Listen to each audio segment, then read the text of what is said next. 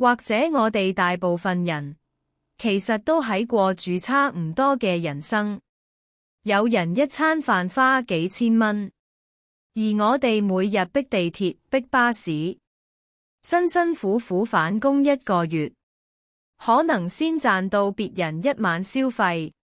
別人全身名牌，周圍旅行，想走就走，而我哋可能仲要為咗生活陪笑應酬討好上司。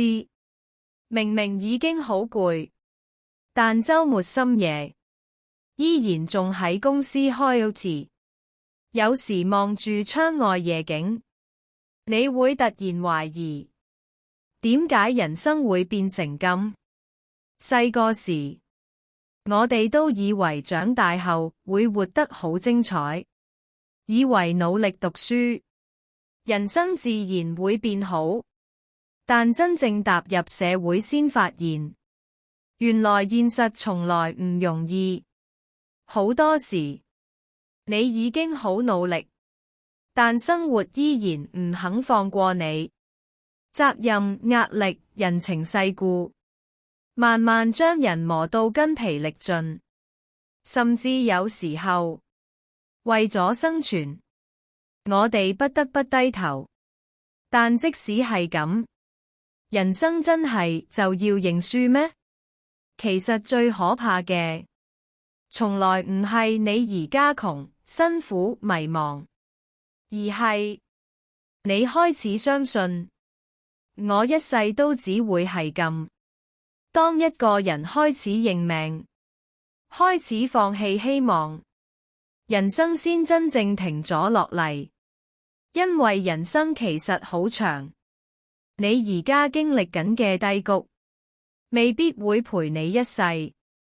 好多成功嘅人都曾經窮過、失敗過、崩潰過，但佢哋最後之所以走得出，唔係因為冇痛苦，而係因為即使再辛苦，依然冇放棄自己。其實成年人最大嘅勇氣，未必係突然成功，而係第二朝起身，明明仲好攰，依然願意繼續撐落去。因為人生最遺憾嘅，唔係曾經跌倒，而係等到老咗、病咗，先後悔。原來當年我可以再拼一次。所以即使而家生活未如理想，即使你仍然覺得辛苦、孤單、睇唔到未來，都唔好太早放棄自己。因為好多改變，往往都發生喺你以為自己快撐唔住嗰一刻之後。